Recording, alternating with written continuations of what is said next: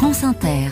Il est 5h13, les chroniques littorales se font géopolitique ce matin. Bonjour José-Manuel Lamarque. Bonjour Mathilde Munoz. Vous nous présentez l'Atlas stratégique de la Méditerranée. Il s'agit, Mathilde, de l'Atlas de la Fondation méditerranéenne d'études stratégiques qui va nous être présenté par son directeur, Pascal Hausseur. Et Pascal Hausseur, particularité de votre Atlas, votre Atlas n'est pas seulement papier, mais surtout Internet. Absolument. On a fait un atlas stratégique de la Méditerranée et du Moyen-Orient qui est disponible gratuitement sur notre site internet de la FMES parce qu'on a pensé que c'était essentiel que le maximum de gens s'approprient les enjeux de sécurité de cette zone qui est vitale pour la France et pour l'Europe. Mais qui a toujours été vital dans l'histoire du monde. Qui a toujours été vital, mais c'est vrai qu'avec la globalisation, on pouvait croire que les choses se passaient ailleurs. En fait, pas du tout. Ces deux rives de la Méditerranée, au lieu de converger comme on pensait qu'elles le feraient il y a une trentaine d'années, au contraire, elles divergent sur tous les points de vue, culturels, démographiques, politiques, économiques, de développement, etc.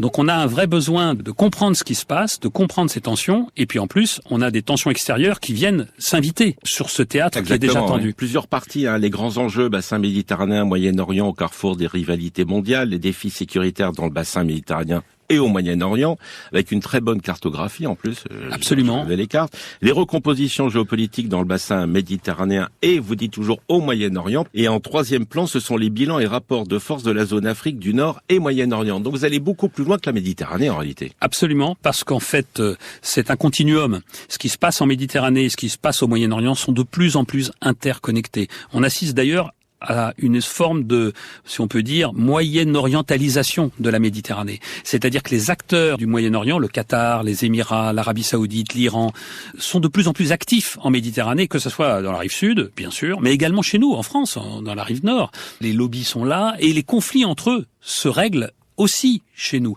Donc en fait, on a voulu à la fois donner des clés de lecture globales, on part de la situation du monde, puis régionale, et puis après, pays par pays, on essaye d'analyser de façon par des fiches pays assez simples, avec beaucoup de rigueur, et en même temps compréhensibles par tous. Chaque pays, on explique quels sont les enjeux stratégiques, quelle est la politique du pays, et quelles sont ses capacités militaires, avec non seulement une approche quantitative, mais également, et ça c'est plus compliqué, l'Ukraine nous montre que c'est important, un avis qualitatif sur la réalité de l'efficacité et de la capacité de ces armes.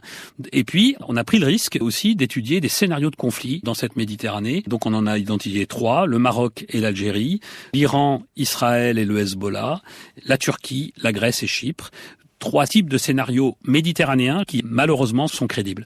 Avec un pivot en Méditerranée, c'est la Turquie. Absolument. C'est une puissance qui, aujourd'hui, est incontournable en Méditerranée. On a une puissance régionale, mais qui s'affirme comme une puissance avec tout ce que ça sous-entend, comme vision politique de long terme, comme volonté de peser sur les événements et sur son entourage, comme stratégie à la fois culturelle, politique, économique, militaire, bien sûr, pour développer cette volonté de puissance. Et donc, aujourd'hui, la Turquie est incontournable en Méditerranée. Une fois encore, l'objectif, c'est que tout le monde puisse s'approprier ces sujets, parce que ce ne sont pas des sujets d'experts, c'est pas réservé à une petite élite de gens qui s'intéressent à la géopolitique. N'importe quel citoyen qui réalise que ce qui se passe à l'extérieur impacte fortement avec son quotidien, qu'il soit économique, qu'il soit des problèmes de coût de l'énergie, qu'il soit des problèmes quelquefois de survie, parce que quelquefois la guerre s'invite là où on ne l'attend pas. C'est pour ça qu'on a souhaité que cet atlas soit le plus clair possible, avec une centaine de cartes. Et bien entendu, on a des cartes sur l'impact environnemental.